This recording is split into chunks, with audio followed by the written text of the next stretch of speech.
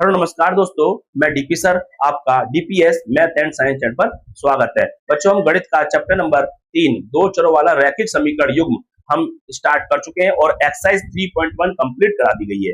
आज हम शुरू करने वाले हैं एक्सरसाइज 3.2 का क्वेश्चन नंबर फर्स्ट आज से स्टार्ट हो जाएगा। तो चलते हैं अपने क्वेश्चन में। क्या हमारे क्वेश्चन होंगे देखेंगे। हमारी प्रश्नावली क्या है 3.2 और चैनल का नाम क्या है डीपीएस मैथ एंड साइंस। इस चैनल को आप सब्सक्राइब कर लीजिए, ठीक है। और हमारा जो फोन नंबर है 7011486039, इस पे हमें आप कॉल कर सकते हैं, आपको कोई समस्या है, ठीक है।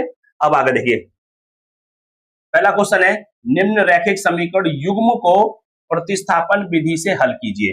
बच्चों, हमें प्रतिस्थापन विधि से इसको हल करना होगा। तो प्रतिस्थापन विधि कैसे सॉल्व की जाती है, आज हम इसको देखते हैं। समीकरण को सॉल्व करने के लिए आपके पास दो समीकरण होंगी। ये रही हमारी पहली इक्वेशन और ये हमारी दूसरी इक्वेशन।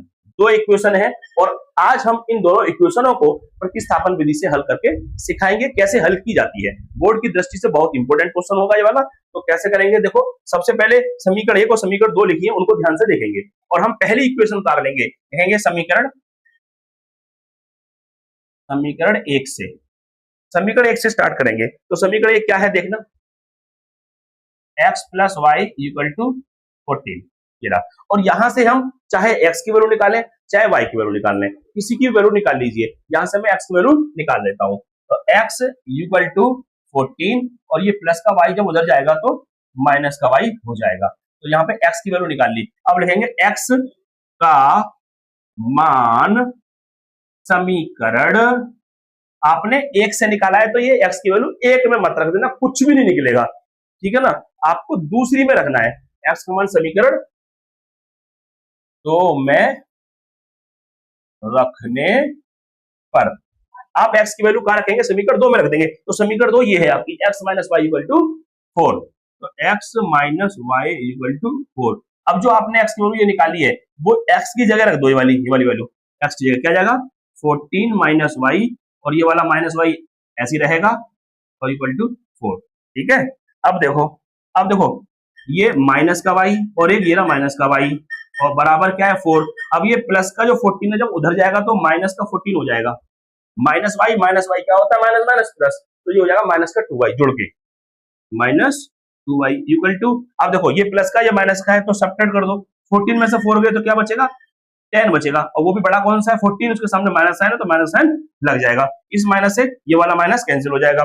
अब देखिए ध्यान से, अब यहां से y की वैल्यू निकालनी होगी। तो y = 10। अब ये 2 मल्टीप्लाई में तो कहां पहुंच जाएगा, डिवाइड में, और 2 5 जा 10। यहां जो y की वैल्यू है वो क्या आ गई हमारी 5। ये हमारा पहला आंसर आ गया, y निकल के आ गया। अब y का मान चाहे इक्वेशन फर्स्ट में रखो चाहे इक्वेशन सेकंड में रखो, वहां से क्या निकाल लेंगे हम, x की वैल्यू।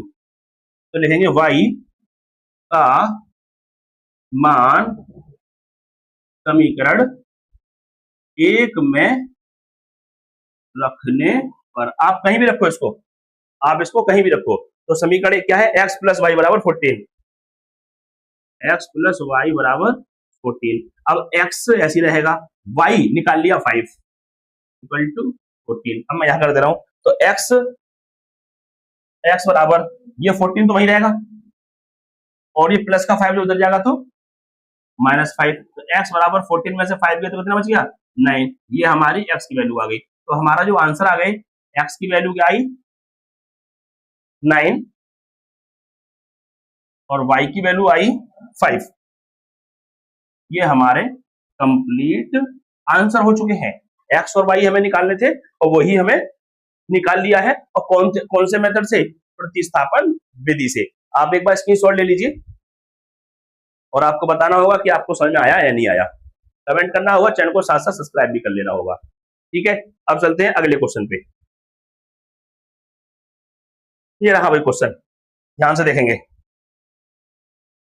रहा, देखो भाई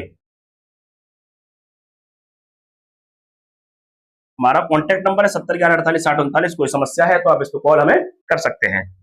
अब आगे देखिए, ये इक्वेशन नंबर आपकी जो 1 है, ये रही s - t = 3। ये इक्वेशन नंबर 1 है। और ये इक्वेशन नंबर 2 अभी इसको मत मान लेना, क्योंकि इसको सोल्व करके इसको सही से बना लो, इक्वेशन को सही बना लो पहले। तो क्या करेंगे, 3 2 या 6, मैंने इसका एलसीएम ले लिया। अब इसकी 2 की एस में कर दो 2s मल्टीप्लाई प्लस 3 की टी में कर दो 3t इक्वल टू 6, नीचे क्या मान लेंगे 1, अब क्रॉस मल्टीप्लाई 1 की कर दो, इसमें क्या रहेगा 2s plus 3t equal to 6 की इसमें कर दो 6 6 जा 36। ये इक्वेशन अब बन गई आपकी 2। इक्वेशन 1 ऊपर और इक्वेशन नंबर 2 नीचे, एलसीएम लेकर सॉल्व करके हमने बना ली। बात क्लियर है। अब हमें प्रतिस्थापन विधि सॉल्व करनी है। तो प्रतिस्थापन विधि से क्या होता है कि समीकरण 1 से चाहे x निकालो चाहे y निकालो, तो यहाँ पे हमारा s और t है, चाहे s निकालो चाहे t निकालो, तो लिखूंगा समीकरण 1 से। समीकरण 1 बताओ क्या है, s माइनस टी बराबर 3, यहां से s निकाल लो, s बराबर 3 माइनस का t जब बदल जाएगा तो प्लस का t, आपने s की वैल्यू निकाल ली। अब लिखेंगे s का मान, अब जो s का जो मान आपने निकाला है ये इक्वेशन फर्स्ट से निकाला है, आप इसको कतई फर्स्ट में मत रखना, बहुत जुर्म की बात है, कान पकड़ रहा हूं मैं, कभी मत रख देना। जिस इक्वेशन से आप वैल्यू निकाल ले वो उसमें मत रखना, दूसरी में रख दो। तो s की जो वैल्यू है 3 प्लस टी, तो s का मान समीकरण टाइम रख दूं, 1 में तो कतई मत रखना, 2 में रख दो, समीकरण 2 में रखने पर। तो समीकरण 2 देखो कौन सी है, यदि 2s प्लस 3t बराबर 36।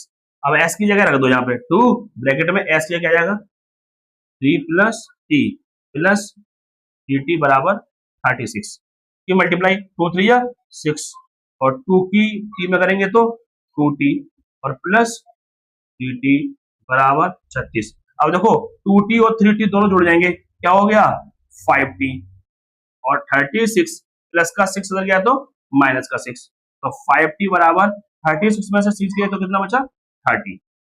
अब क्या करेंगे भैया, अब t की वैल्यू निकालनी है, तो t बराबर 30 और ये पहुंच जाएगा मल्टीप्लाई में डिवाइड में, 5 डिवाइड बन जाएगा, तो 5 6 जा 30, तो t की वैल्यू क्या आ गई हमारी 6 आ गई। अब t का मान, इसको चाहे समीकरण 1 में रखो चाहे 2 में रखो, मेरी मर्जी है, t का मान समीकरण 1 में रखने पर, इसको आप रख दो समीकरण नंबर 1 में। एक क्या है हमारी s माइनस टी बराबर 3, s माइनस टी बराबर 3। अब t की वैल्यू 6 रख दो यहाँ पे, s माइनस टी की वैल्यू कितनी है 6 बराबर 3, तो s बराबर आ गया 3, माइनस का 6 जब बदल जाएगा तो प्लस का 6 हो जाएगा, तो s की वैल्यू क्या आ गई 3 और 6 9, तो ये हमारी s की वैल्यू निकल के आ गई।